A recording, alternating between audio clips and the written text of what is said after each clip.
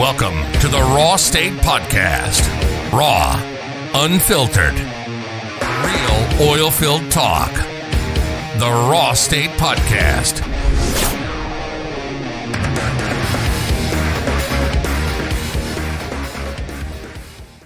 For decades, Arrival Oil Tools has provided operators with cost-effective drilling tool solutions. Arrival provides elite drilling performance products like the Typhoon Reamer, Cuttings Bed Mobilizer, and the VersaStabe, variable gauge stabilizer for delivering best-in-class drilling performance. Arrival Oil Tools is your #1 option for reliability, performance, and customer service. Visit them at arrivaloiltools.com or call them today at 833-645-8665. Bill Markus, Oilfield Helping Hands. How are you? Good, Chris. How are you? Thanks for having us on today. Hey, no problem. Thanks for being on. Hey, in these crazy times, you know, it takes a village, right? Yeah, it's a big, greasy village, but it's our village, right? Yeah, there's a little bit of trash to pick up, and looks like it got hit by a hurricane, but we'll make it through. Yeah, we've been in this place before. It does hurt, but yeah, we'll get through. We're strong. So there, you know, recently with all this, with all the COVID and all the oil price crash and stuff, you know, it reminds me of I guess from your perspective at Oilfield Helping Hands, it kind of reminds me of, I guess, what you guys dealt with in Harvey, right? A little bit. Yeah, you know, that was just devastational to our network as well. I mean, Harvey hit everybody, right? I don't know anyone who didn't hit in the Gulf Coast totally. So, yeah. Yeah, it for an organization like yours, and for people that don't know what Oilfield Helping Hands is, kind of explain what you guys do for the industry. So we're a 501c charity, and everyone has their own focus. And what we do is we provide financial assistance to oilfield families that find themselves in a financial crisis through no fault of their own. So it's real specific. We don't collect clothing or food, and we don't distribute out in parking lots and things like that. It's very specific, and we've always felt like the oil field is a really strong group of characters, and they need a hand up and not a hand out. So we raise money for a very specific purpose to help our own folks get back in the fight. Yeah, and raising money in these times is quite difficult. I mean, in any time it's difficult, you know. But I saw that recently you guys were it kind of shifted, and one of the things that interested me was the front porch campaign you guys have going on in the Permian. Can you? I know that you're in the Houston chapter, right? But you know what's going on out there all over the oil field. But can you tell us a little bit about this front porch campaign? Yeah, that's really cool, Chris. Thanks for asking. Because yeah, it's in the Permian chapter, and just a little bit of history in the Permian chapter. Back in 17 or 16, 17, right before the mid crash, we call it, but we had a Permian chapter, and then it kind of dissipated. And it wasn't because of support or need; it was just because everybody exited Permian for a while. It was kind of slow, and so a year and a half ago, we made a big effort to get back out there to Permian, and hats off to the folks that are out there. But to give a nod to what they do, when you start a chapter of a 501c, you've got an uphill battle like none other. You're raising money for folks that need it right now. So, and it's not instant. It takes a while. So we support them all. But the folks out in the Permian, because they had such an uphill battle to get started and get enough momentum to serve the people in the Permian, they had to be out of the box thinkers. They had to be folks that would go and host a meeting at a bar or an outdoor event to get people to come and see what it's all about. They had to think like that, not just have an organized meeting that you put on your calendar 3 weeks in advance and said, "Hey, let's have a happy hour. Let's raise some money any way we can." And to that avail during this time of COVID-19, when nobody could go shake hands or give hugs, which we're well known for, they had to think of some other way to raise money. And hats off to them. These guys, they figured out a way to have a volunteer that's part of our chapter in the Permian who's a photographer go around to the houses, and because you can't get out and see folks, but it's nice to see your friends and neighbors and have a nice glossy photo suitable for framing kind of thing. They went out to the neighborhoods, and this guy took photos on the front porch. It's what we were all living. We were all sitting on our front porches anyway, and so he took candid photos and sold the photos and raised money for the chapter for that. And I apologize, Chris. I don't know where we're at today, but it's had an impact. It's really made a big splash, and people love it. I mean, it was a way for them to get electronic and photos of their families out on the porch. We're all doing well, and they send it out to their friends and family and out on social media. So it's just an out of the box thinking way of making money for the Oilfield Helping Hands Chapter. Man, that's awesome. I love seeing stuff like that. It's and kudos to those that thought this up, because man, I mean, you're always sitting here thinking, how do we raise money for a good cause and get the word out, and then something like this happens. I mean, that takes some real innovation to come up with an idea like that. So, man, you guys got some good chapter members out there. Let me give a shout out to Katie Grimes and Tom. There's others folks involved, but I know those two for sure, and Michael Sanchez. They, it's not a matter of thinking out of the box for them. It's just like, how can we do this? They get together and they're so excited about helping out the charity that this comes naturally. I mean, they're creative people, and Katie, Tom, and Michael for sure. There's so many more, and I don't know all their names, but every time I'm around these folks, you just can't help but smile. They're excited about being here. They're excited about doing this work. And so it's really nice. And if you saw the pictures of the folks on the front porch, man, they were all so happy and comfortable. And, it's just nice to see the photos of people in these times of, I call it an upside down world, but, smiling on the front porch with their family, holding their kids. I mean, what's better than that? Yeah, now's the time that we need to see those pictures, right? It just puts the human element back in the industry, because we get caught up in all these downturns, and there's terminations, layoffs, you know, um, you know, anything it's negative, it kind of comes out like with its teeth showing, and everybody's consumed with it. But these pictures really, they put a face to everybody, and actually bring some levity out there that it's much needed. So yeah, I mean, that's a great concept. And you guys have some other events that were planned. What's the story with these? Are they going to continue? Or are you guys in a holding pattern? Well, we've had to postpone or cancel a couple that were coming up this month, and but for the most part, we're going to continue on. In fact, the Saltwater Splash is our annual saltwater fishing tournament in Port Aransas. That's still going to go on June 18th and 19th.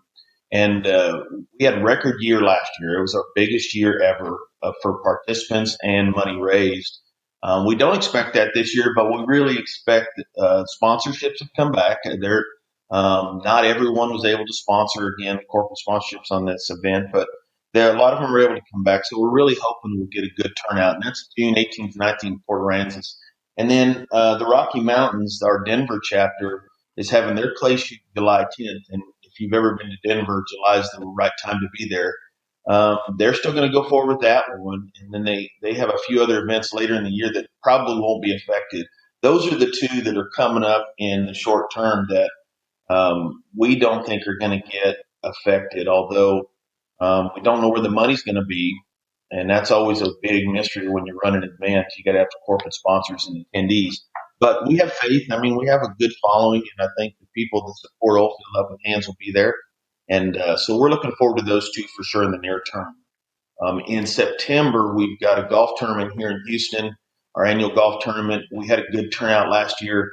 We're working now with the golf courses and that start to solicit sponsorship. It's a question mark. We don't know how that's going to go. It's September, so I think it's far enough off, but I don't know where the oil field and oil prices are going to be in September or right before that. Those are the Yeah, ones coming well, up right that we're well, not going to hopefully have. we'll all be out doing that stuff. I think everybody's pretty much sick of staying at home, and I think everybody wants to get back to business as usual. So Yeah, Chris, hopefully, I'm sorry. no, go ahead. I'm saying if we're still in the house in September, my dogs are quitting. I think they're going to go down the road. They're tired of seeing me around too. Yeah, They don't have their I downtime think because I'm not anymore. everybody I've talked to, their families they're just like, man, my wife wants to kill me. I need to get out of this house. I don't know what to do. I need to get back to the office, but the office won't let me in. I mean, who would have thought that in 4 weeks guys would be begging to go to the office instead of begging to get out of it? So, I mean, I know. it's just it's like I mean, it's crazy out there. So, I feel for a lot of people that are struggling. And so how do oil field families that get hit with these, really bad situations and they need help, how do they get in touch with you guys? Man, it's super easy, Chris, and we make it easier every time. We just updated our website so that every landing page you go to, it has a filter or a connection back to an application. But it's you go to our website, oilfieldhelpinghands.org. It's all one word, Oilfield Helping Hands. And don't do like me and type phonetically, or it's OIL, not OL. So but on the website, there's a way to volunteer, to donate, and then get assistance. And in the assistance part, it's a very short form at first. It's basically the information about you and what state you're in. Are you ready to get evicted? Have you had an emergency come up? Are you or at your wits end? You're down to your last dime. Those are all the things we got to know. And then we have a committee that reviews these, and then if you're initially qualified, and there's a couple things that you have to be qualified. 75% of your income had to derive from the oil field or oil field related services, and then you also have to live near one of our chapters. You can't be in Timbuktu and Azerbaijan and ask us for assistance because we don't have a chapter in Azerbaijan yet. We may be over in Baku soon. Who knows? So there's a couple of things you got to be qualified, but it walks you through it pretty easy. And then we have a great group of folks, and you can imagine the team of people that got to look at applications and decide at what level they need assistance, how fast they need assistance, and what our budget is for assistance. But that team has a heart that I've never seen before I've joined OHH. But those guys will review your application. They'll get back to you very quickly and ask you some questions. And then you can expect the check. And 9 times out of 10, not all the time, but we try to do this. We hand deliver the check. When we need to get you assistance, we try to get it quick and we try to get it in your hands, and we want to do it personal. That's kind of our belief, is that this is a small community, but for the grace of God go I. So we're either been in your shoes, all of us, or close to it, or have seen it enough times that it's just as devastating for us as it is for you. So we want to make sure we hand you that check and look in your eye and say, we're here to help. So it's pretty easy. Just go to our website, click the assistance bar, follow the instructions step by step. And there's a phone number too. If you have trouble, we've had a few people who don't have a laptop computer, man. When you're at home and you're no longer working or you've been sick for a while, computers luxury. So we'll help you with that as well. So pretty easy to get help. We have one paid position, and she's the administrator of all of it. God bless her, Brooke. She runs the whole 9 yards. Everyone else is a volunteer. Our board of directors, our presidents, our officers, we're all volunteers. This is our second job. And a couple things you'll find with the Oilfield Helping Hands is there aren't many. In fact, I don't know of another 501c like ours that is specifically designed to help the oil field worker financially. One, two, we're 100% or 99.99% volunteer basis. And then all of us do this as a second job in the goodness of our heart because we believe in it. And it's a big group of people it takes to run this thing. Our committees are 7 and 8 people deep. Our chapters have 4 and 5 and sometimes 6 officers. And then we've got a board of directors that's up to 12 members. That's a big group. And even our marketing company, Foster Marketing, volunteers their time. Our photographer, Gene, he volunteers his time. So we get volunteers to do just about everything we need to get done and still pull this off, which is amazing. And that's fantastic. When did OHH start? What year was it? 2003, we started helping people, and I don't know if you've heard the story or how it came to be, but just a couple of guys at Bayreuth, which just been bought by Halliburton, if everyone remembers those days, and he had an illness, and the Halliburton and Bayreuth health insurance was fine and was helping him out and covering his bills, but it was all the other stuff that was troublesome to get ends meet, like a single car family trying to get to and from the hospital. What do we do for daycare for kids? Sometimes grocery bills were the secondary thing, as you're paying all your deductibles and everything for cancer. And so his buddies who are in this business development say, we go to these sporting clay shoots all the time, take customers. Why don't we put one of those dudes on and you'll get all the proceeds? We'll cover our costs and the rest of it goes to you. And he, of course, good oil field worker says, man, I don't need that much help. I just need, a week or two to get back on my feet. They raised enough money to help him out and a little extra. And so another person from Bayreuth or Halliburton got sick and had the same issue. I mean, and they didn't know where to turn either. There wasn't an agency like ours then, and Aflac wasn't around back then, so you didn't have another savings account somewhere. So they did it again, and one of the group members decided man, we ought to just make this a charity. Let's do a 501c. We'll keep the remainder in an account. If somebody else needs help, we'll decide if they're worthy of the same type of assistance, and we'll give them all the money we got. And that's how it started. And since then, I'm proud to say that we've raised over $5 million since 2003. And if you talk to some of the guys that started this chapter or this charity back in the day, I asked him, I said, did you ever think we'd ever get to $5 million handed out to recipients? And he said, when we started this thing, we never thought we'd get to $1 million. We never thought there'd be people that needed $1 million, much less 5 million. He said, so it's amazing what we've done. We've helped over 783 families that came from 287 different companies. Most of those were single income families, and most of them had some kind of medical or cancer related or illness that we've helped.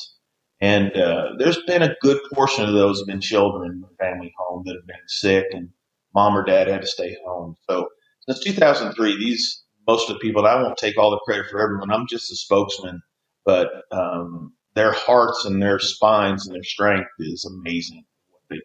What they've done since 2003 and who they've helped is amazing. Yeah, if you've never been to an event, and I'm speaking to the listeners right now, if you've never been to an OHH event, you should go. It's powerful. Everybody there is very generous, very kind. They're all focused on the goal. So they're all focused on the goal. And that goal is to help oilfield families. Yeah. Yeah. It's so apparent too, Chris. If you go to one of our meetings and any of our meetings, Houston, Denver, Permian, the people that come in, I said, when I first started, a lot of it was networking. Reasons why people go to our events or to network. And of course, that's one draw, but it quickly turns to, man, I didn't know so-and-so needed help. How do I help? How do I get involved? And if you come to our meetings and we've had a recipient speak, there's been several that have they'll touch your heart. I mean, they'll make grown men cry. And it's happened to me several times at the meeting. But These guys come with their heart on their sleeve and they say, you know what? I'm here not to tell you about my woes, but to tell you how these people gave me an avenue, a step to get up to back where I was normal. And you know, it's funny, Chris, is a lot of these folks don't apply themselves. It's a coworker, it's a neighbor, it's a buddy. Hey, so and so needs help. You know, let me ease the way in and get him the help he needs, financial help, because his kids are, struggling to get to school. Or I'll tell you this quick story. I know you may be cut for time, but this quick story. When I first started with OHH, I think I was just listening in to the committee that does the recipients and decides who gets. This one guy's car engine had blown in a single car family, and he was working 14, I think, offshore. He couldn't get to the port to get offshore. And if he missed his hitch, he was going to have to wait another 2 weeks, which means another month without a paycheck. His wife had been sick for a long time, so she wasn't working. He had 3 kids that he had to get daycare for when he went offshore because she was so sick she couldn't take care of him. No family around. Living in a house, I think it was in Cameron or Lafayette or somewhere like that. I mean, just put yourself in his shoes, man. My car that's sitting in the front drive, the engine's blown. I got to drive 60 miles to get to the port, to get on a fast boat or a helicopter, get out to my job where I'm going to be away from my family for 2 weeks, and maybe even more if I can get overtime. You know, these guys go to hard jobs, hard situations, and to throw on top of that, there's that one thing, that one stupid little thing that's causing you all of it to come undone. Man, that just putting myself in his shoes, I don't know what I would do. I don't know where I would turn. So, that really sets your feet in solid state for Oilfield Helping Hands. If you can put yourself in their situation, and man, thank goodness, thank God, there's a organization like.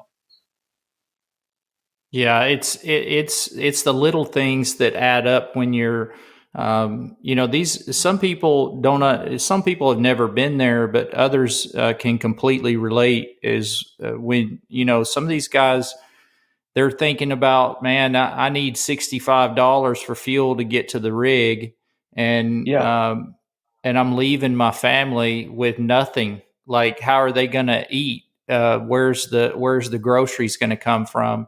And maybe they have extended family that can help. Maybe they don't. And I can remember when I first started working on the rigs. It was I call myself an old oil field hand, but I'm really not. I know a lot of people that've been in it way longer than me, but I saw a lot of crews that rode together. These guys would go around, the driller would go around and pick up all the crews, or they would get their wives to drop them off at his house, and then they would head to the rig.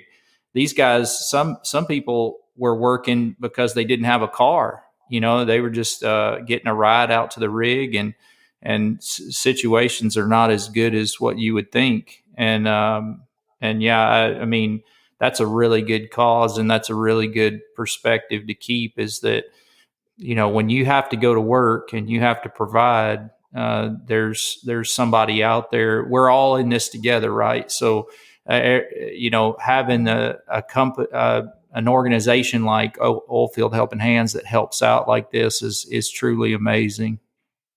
yeah, yeah, I do.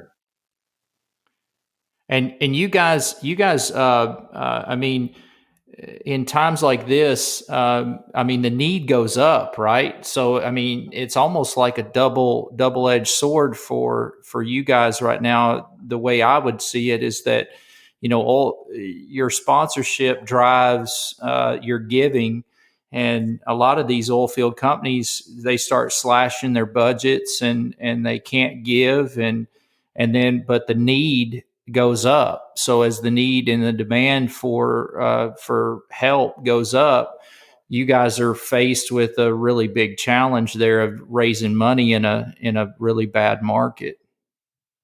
Yeah,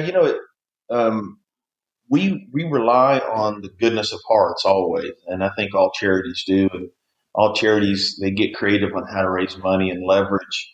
corporate sponsorship and events. And Chris, you hit it on the head. If you haven't been to one of our events, not just our meetings, but our events, I've presented on this podcast some really sad stories and sad situations, but we have a good time. We like to have a good time and laugh and smile, and it's a blast. Everything we've done has been fun.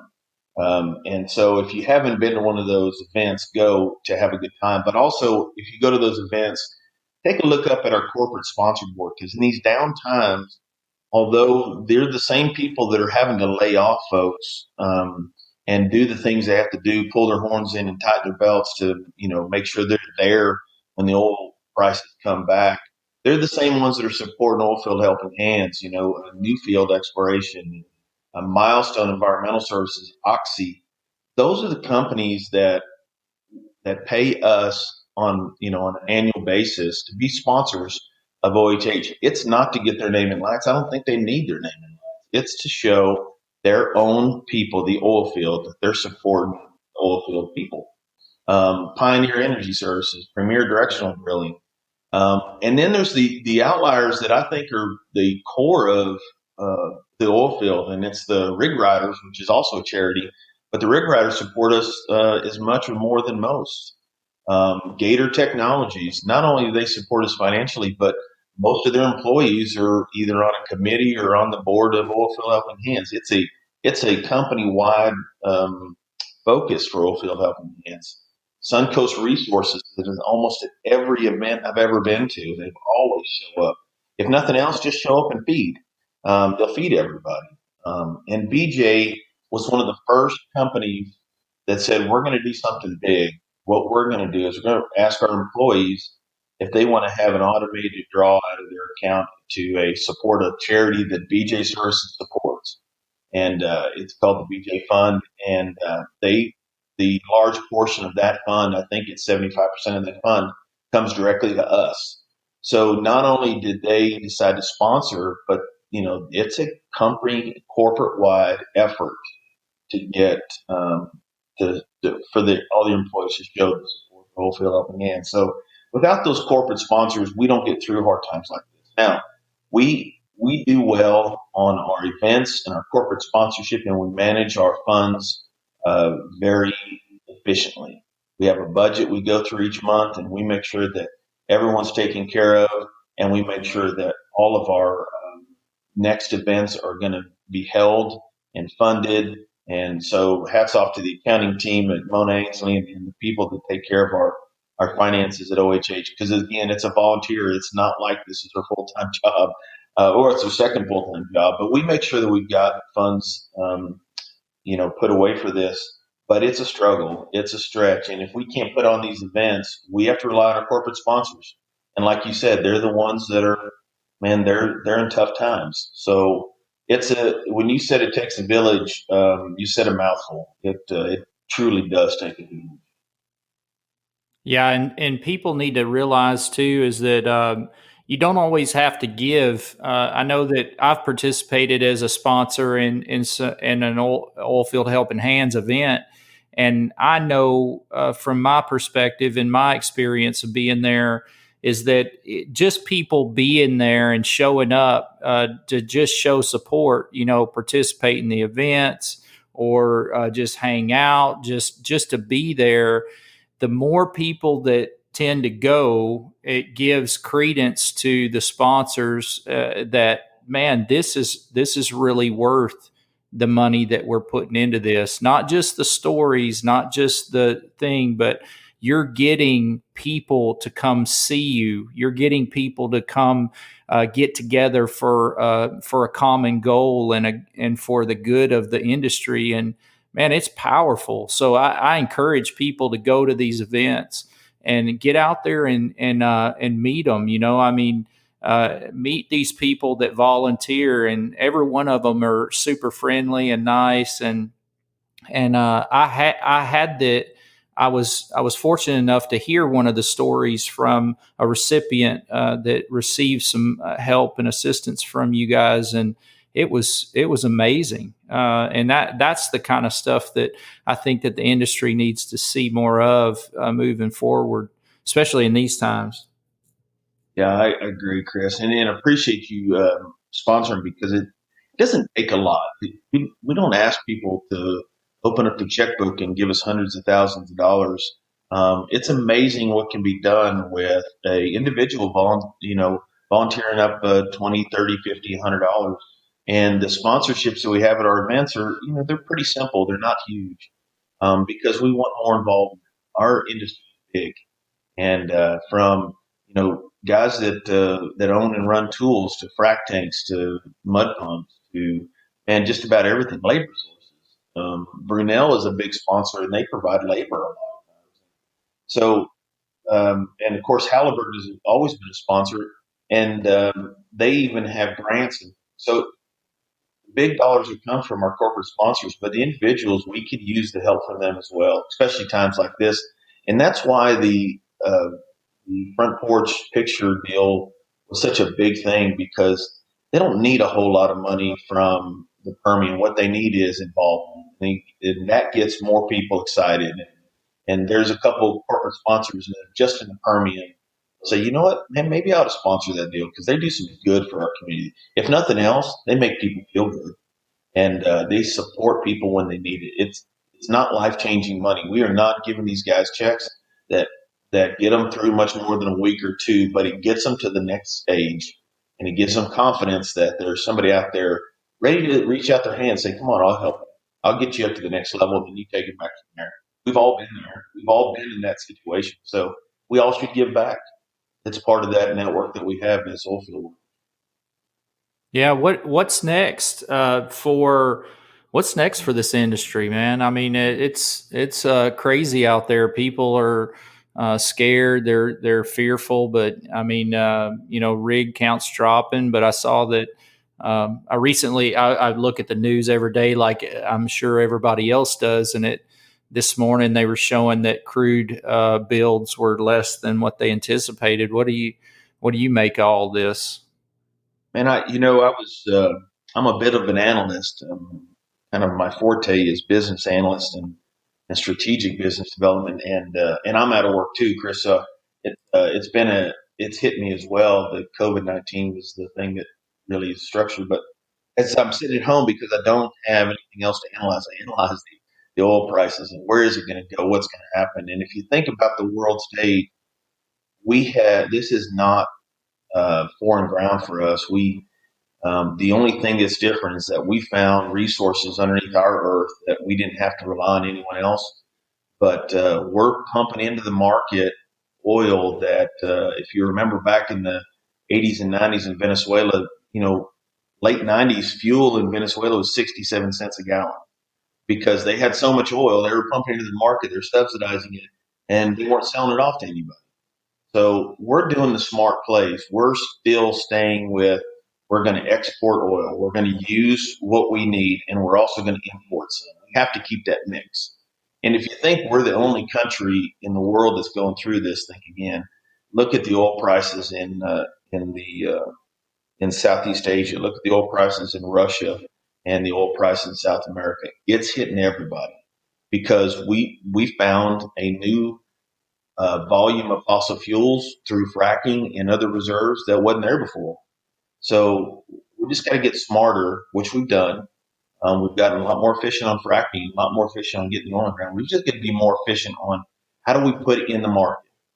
And the benefit to all of us is that we'll have cheaper gas. That doesn't give us any good feelings, those of us in the oil field, because we want to go drill more oil. But also, it'll drive technology to get better about our uses for fossil fuels and how to reserve it and how to maintain it. I mean, Cushing is full; it's overflowing. Reserves are more. Yeah, I think that from that perspective, you hit it right on the head. Is that from an efficiency standpoint, we've gotten so efficient, and I was fortunate enough. I've seen this happen in my generation in the oil patch, and when I came in, we were drilling. It would take 90 to 100 days to drill a well in a resource, and now that's taken 6 to 7. So we're really good at getting it out But I'm glad to hear somebody's perspective about technology that's going to enable us to have new uses for it, which is something I don't think gets talked about enough. And we'll But do it, Chris. You that is saw an it. I mean, interesting how long does it perspective. take us to frack a well? It used to take us 30 to 40 days to frack a well with a 60-man crew. I mean, now we're doing it half the time and a third of the crew because we got better at it. Well, all that energy is going to go somewhere. I mean, that mind and that possibility, thinking outside the box like we do, is going to go to what else can we do with these fossil fuels? I remember, I'm old enough to remember back in the 80s, maybe mid to late 80s, we were talking about first kind of really started to get on electric cars, and man, fossil fuels is going away. At the time, we thought there's a finite amount of oil in the world, so we've got to find another way to fuel transportation. It's going to have to be electric power, solar power, wind power, all of these things. And now we've just proven that there is a finite amount of crude oil in the world. I don't think we know what that number is or how long it's going to last. So if we can remove it from the earth and you get it out to the surface this fast, let's find some more uses. Let's find another technology that needs this. Another refining possibility. I don't know. I'm not that smart, but I know there are people out there are. We've done it so many times in the oil field. We've outsmarted ourselves sometimes, but the brain power is there, man. If somebody will come up with the better technology and another way to store it. Right now, above ground tanks and tankers is the only way to store it, and we're full, and we can't build anymore. Well, we can't build them fast enough, but pipelines are still working. We're still building pipelines. I just saw that Statoil just got a contract for a new pipeline. So it's still working. It's just our end of it has got to get better somehow to put it all back to work. I'm not sure what that's like. Yeah, it's an amazing industry. A lot of people don't understand it, the ebbs and flows of oil and gas, and uh, I'm kind of shocked sometimes that we can keep up and keep it as steady as we can with demand increasing and decreasing as fast as it does. But yeah, it's definitely something that's amazing. You know, back in 20 years ago, we drilled some wells out in West Texas, and I remember I was looking over the logs, and I was an MWD LWD technician, and this is like 24 years ago now, and there would be an on-site geologist, and we were looking at Sprayberry and Wolf Camp and all of these zones, and he was just saying, no, that's not what we're looking for. That's too narrow. We're looking for really thick sands. And I told somebody one time, I said, the whole boom in the Permian is just re-drilling the basin based on new technology and what we know and how we know we can complete it. So I saw those zones that they were going, we're not interested in that. We're not interested in that. But now you can go back and, fast forward, you're looking back, I'm going like, wow, like that's how it works. So it's pretty interesting. The whole concept of how we've evolved, and I look forward to what does it look like in 10 years from now, and what other evolution are we going to see in the industry. Mm-hmm. I think that there's a lot of waste in the business on the back end, and I think that automation and artificial intelligence and digital transformation can cure some of that and eliminate some of that waste. But it's going to be interesting. The companies that come out of this, um, uh, how they operate, but and for the oil field services sector, which is dear to my heart because that's where I come from. It's going to be interesting how And they you hit evolve it. I through tell you, this. that's the way you're thinking is our better technology. We were skipping over stuff that we didn't think we needed, but it brings a new light. And if there's a positive spin we can put on all this, is the days of gloom and doom when we were going to wonder how we were going to fund our next energy fuel, and how are we going to get through the 2025 year? We needed a Green New Deal or some other bull hockey that came from Washington. The reality is we've got enough oil reserves and uh, petroleum or crude oil, um, not just in the U.S. but in the world to sustain us.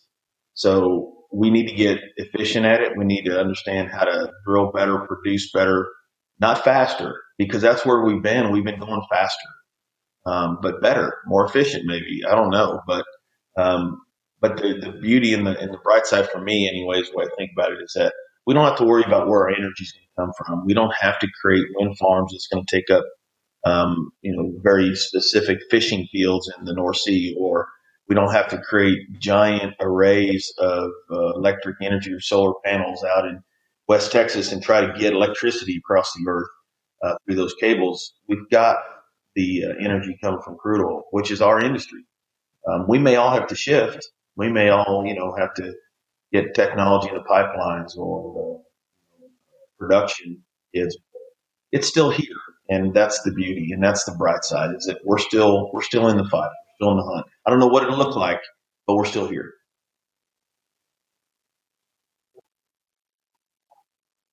Yeah, Mm. I know it's a lot cleaner than it used to be. I can remember when I first started in the oil patch. I mean, there was you dump a diesel tank over on accident, a barrel, and throw chemical bag on the ground and things like that. And I mean, regulations and people care. Oil and gas people care. It's not that they were dumping things over on purpose to damage the planet or anything like that.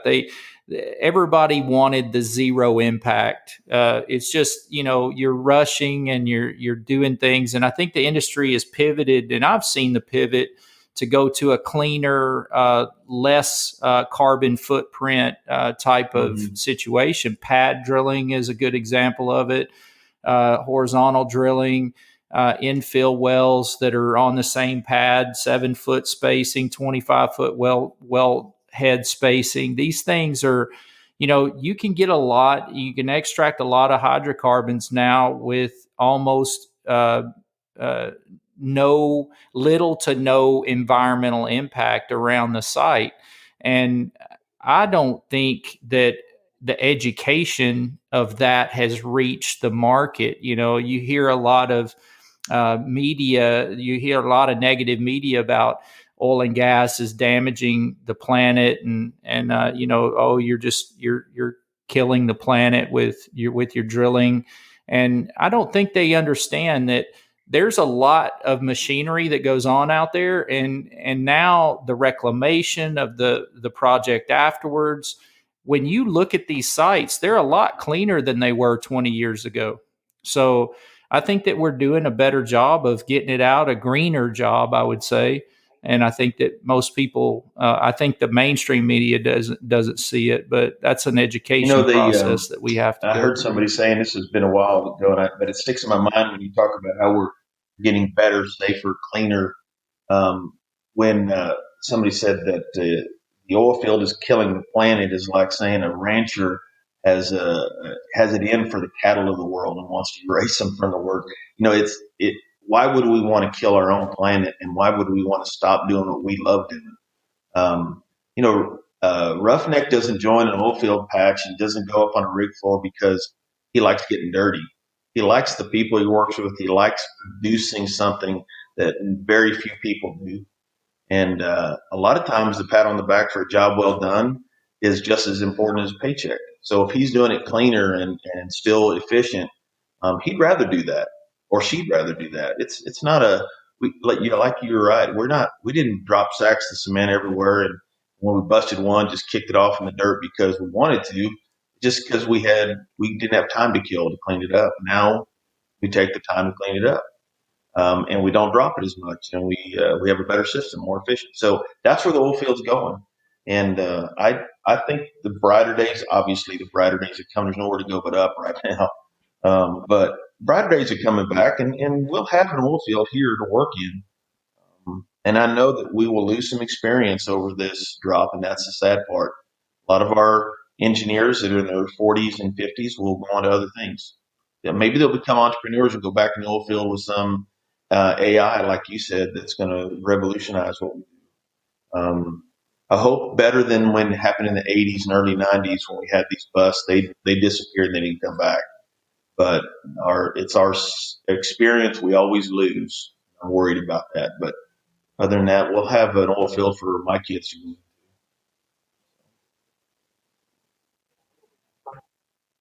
go. Mhm. Yeah, it'll be stronger, better. We always come out of these stronger, better. Yeah, I know it's hard to see when we're in it, we're knee deep in it or neck deep in it. It's hard to see, but we always come out of these areas better. And like you said, it's sad when you'll have older guys that are mentors, leaders, experience that leave the industry because the industry is the industry. I mean, when times get tough, experienced guys that make more money and have earned that right to the higher paychecks, they tend to get terminated and lost, and then they.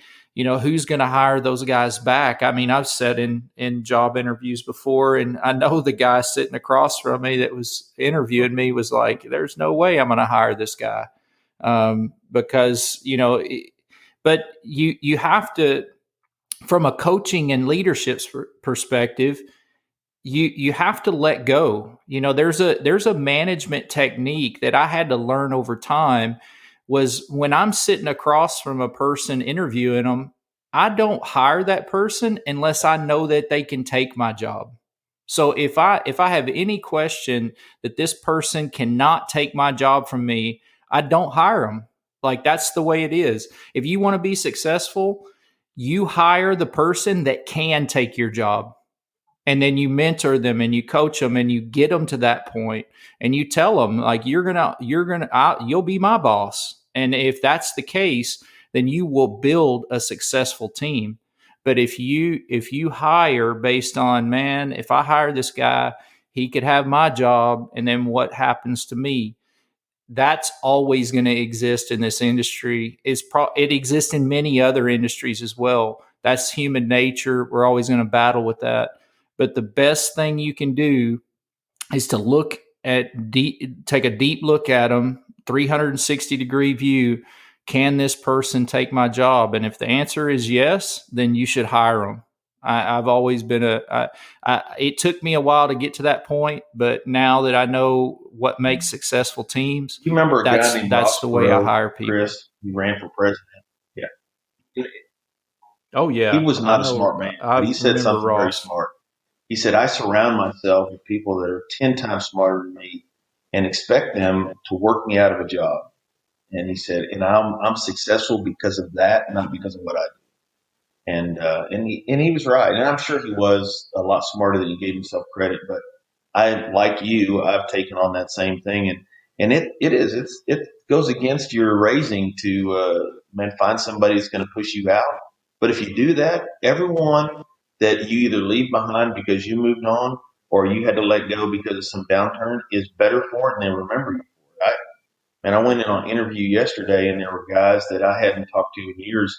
Um, and one of the guys said, "Man, you fired me about 18 years ago." I said, "Man, I'm sorry, I don't remember that." He said, "No, no." He said, I went on to bigger and better things." He said, "But I remember a lot of the things that you told me." And I said, "Really? What?" It kind of took me back, but it's nice when you do that, Chris, when you promote people and you try to push them to take your job and teach them everything you know and open the door, and they never forget, and the world's better. Man, the whole world is better because they remember the stuff you taught them and they're going to apply it. And then somebody else is going to try and take their job. And how beautiful is that? It doesn't get any better, right? Oh yeah, it's just opportunity opening itself up for everybody. And we lose a lot of in these downturns like this. We lose a lot of intellect, experience and knowledge from these guys that gray out or leave or whatever you want to call it. But I mean, I'm one of them. I mean, I'm in my mid 40s. I'm 46 now, and I 5 years ago I started working on artificial intelligence. I just knew that was the future, and this is when I just turned 40, and I found a partner, my partner Ken Hartman at WealthSight. We built that company based on the knowledge that one day artificial intelligence will change the way we work in oil and gas. And we're both oil and gas guys. He's ex-Baker guy, 17 years. I'm Schlumberger, Halliburton, Phoenix Technologies, Neighbors. It goes on and on. But I mean, these are the things that guys, some people will stay and make the industry and grind it out and do the whole entrepreneur thing and fail. Like we failed many times, and then we get back up and we just wake up and we're just positive every day. It's like, well, what are we going to do today? Let's get together. Let's make this. We're going to make this great. People will see.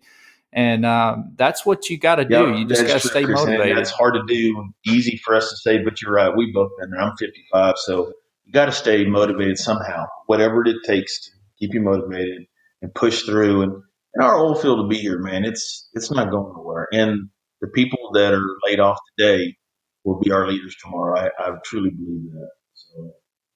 So everybody's just got to hang in there just a little while longer.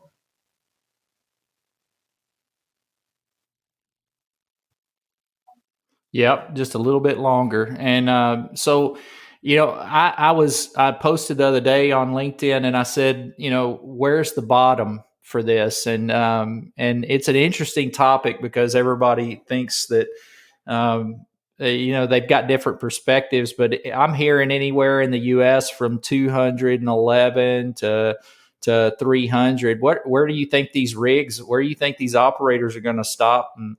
And you think they're going to keep going? Do you remember?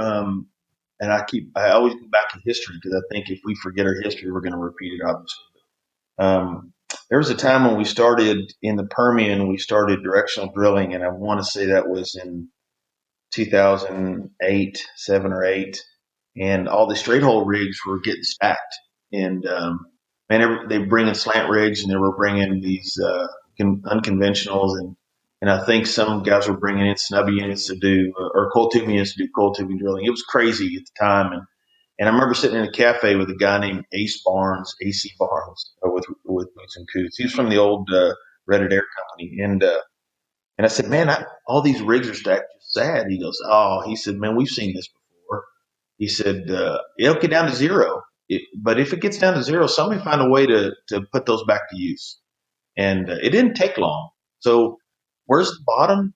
Well, Chris, we may be close to the bottom now. Who knows? We may find a way to still drill for oil and find a way to store it, put it in a pipeline, sell it to somebody else, move it somewhere else. I don't know, but I just can't imagine that we get down to the hundreds, maybe 200, 215, but that's really low. I just can't imagine it.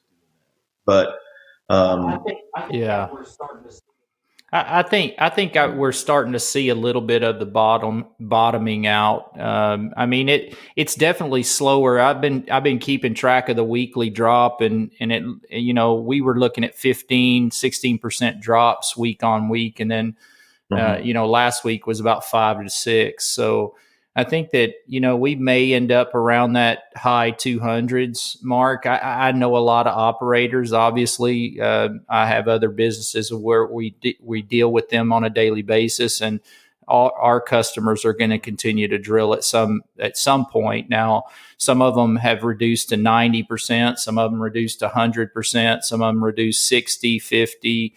I mean, they're kind of all over the board, but each one of them has their own goals and their what their outlook is going to be, and most of them still are going to be drilling. So I mean, maybe 250 to 300 rigs, and drilling somewhere around in there, maybe the bottom. So we could drill a lot of wells and leave them open unfinished for a short term too. So I just can't see us getting down to below the low twos. Just can't see it, but it could. I don't know. Yeah. Yeah. And People need to keep looking at the positive. Like you said, it's going to come back, and everybody's going to be stronger for it and better for it. It's always been a small industry, you know. I mean, it's a small family. It's not a big family. I can remember, in 2000, I believe it was 2005. I was dropped off in Cambodia to drill a well for Thai Petroleum, and I was walking. I put on my reds and started walking towards the rig. It was Great Wall 80, little Chinese rig sitting out in the middle of a rice paddy, and I was walking towards the rig, and I hear Chris Eli, and I'm like, oh my gosh, you've got to be kidding me! Somebody knows me from all the way in Cambodia. And it was a directional driller that was there working contract for, and he had lived in the country. He had been living in Thailand for many years, but he said, are you kin to the Eli's from Hearn, Texas? And I'm like, oh my gosh, you've got to be kidding me. We're having this conversation right now. But I mean, that's how small this industry is, right? I mean, it's a global industry, but you can go anywhere and people know you'll know somebody that knows this guy or have heard of that person. And I think, from my perspective, I've been on the directional drilling side most of my career, but if you rewind back to the mid to late 90s, directional drilling, we were like 4 to 6% of the market share for drilling. Most rigs were vertical, and then that community was super small. And then you fast forward 10 years, the next decade, it just blew up and it flipped. Then it's 85% directional drilling. So a lot of people entered this sector. But it's still a small industry. I think it's going to be small for moving forward. But man, what Oilfield Helping Hands. This is a testament to the industry, the strength of the personality of the people, and the heart of the people in this industry is just amazing. And Chris, if you were directional drilling in the 90s, you were operating in dark magic. I mean, that stuff back then was like, what are you doing steering pipe? That's crazy. That was back when my lead guys, I was just training, right? But my lead guys didn't want to tell me anything. They're like, why is this guy asking a bunch of questions? All he's doing is asking me questions. And I had a notebook and I'm just taking notes and I'm watching how is this guy checking his time, and why is he looking at this gadget? What's he looking at this screen for? Why is he looking at that dial? And what does that mean? And like, I'm just sitting here and I'm like a sponge, right? And these guys are like, I'm not going to tell him nothing because he'll end up taking my job. And I mean, that's literally, and when I get on a rig, I'm kind of ADHD in a way. Well, I mean, I'm OCD. I'm not ADHD, but I'm OCD. But when I get on a rig, I want to teach the person that is under me or training with me. I want to teach them everything I know within 20 days. And so I'm like, okay, I've got 20 days to get 20 years of this into your brain. And I had a guy tell me I went back to the field and I was just sitting there and I was writing stuff up on the doghouse wall and I'm just going nuts. And he said the next day, he said, man, I've got a migraine. Like you're trying to like get all this stuff. And I said, look, man, when I came up, guys wouldn't tell me this stuff. And I think it's a huge problem for us in the industry on the service end is that mentality of I'm going to keep this close to my chest and I'm not going to share with you. Because we do lose a lot of experience that way and a lot of knowledge lost that way. That's so awesome. I'm a big knowledge share fanatic. And it'll save our industry. I love to share knowledge. If we did that, because you're right. In the 90s, 80s, and 90s, those engineers that walked away back in those days, they took 20 years of experience with them because they didn't share. They didn't pass it on. That's true, man. When you're on a rig, you're asking somebody a question like you wouldn't understand it. It'd take me too long for you. Go grab me. Yeah, or I'm not going to tell you because I need my job. And then the other half of us walk around like we know everything anyway, so we don't ask. So well, Yeah, exactly. Yeah, or like, hey, we Yeah, do that's it right. like that because we've always done it like that. That's one of the worst things you can ever hear. But but Bill, man, thanks for being on the show. Oilfieldhelpinghands.org.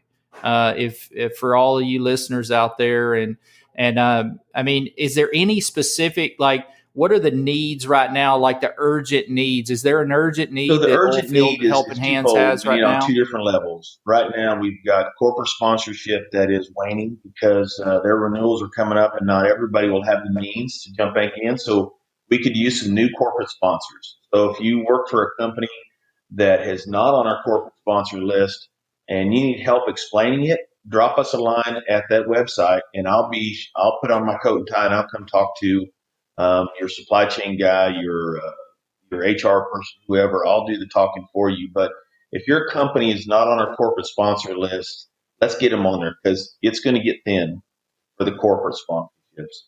And the second part is individual donations. That helps. You wouldn't believe it. A 10 or 15 or $20 donation would help, but it does. It makes a big impact for us.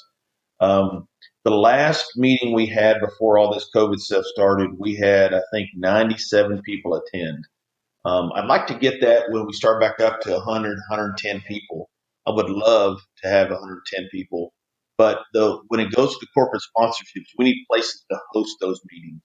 So if there's more of an immediate need is donations from corporate and personal level, and then we need some places to have these meetings for the rest of the year. So we can get together, network, show our support for the people that need it, and raise more money if we have the right place. So those are the things, Chris. If you put those out on your podcast, that would help out a bunch.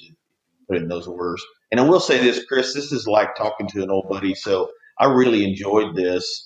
You presented this in a really easy fashion to just share with you and talk to another guy in the oil field, which is really cool. So I love your podcast for that. So thank you. Yeah, well, thank you, and that's very kind of you, and that's what this is all about. It's not really, it's just about getting to a broader audience. There's a lot of listeners out there that they'll sit down and they'll listen to this for 50 minutes, an hour, Mm-hmm. 2 hours. They like the guerrilla style. They like it raw, unfiltered. It's not, there's no scripting here, so I don't do anything scripted, but I'll tell you what. The personal sponsorships, donations, all of that, you can reach these guys at oilfieldhelpinghands.org. You can also, I put a link on our website, rawstatepod.com, that you can find them there, and there's a link now to your site from our site, so people can get in touch with you that way. And if anybody comes through and messages us or contacts us, we'll send them your way, Chris, thank Bill. you very So much. I appreciate no it. problem.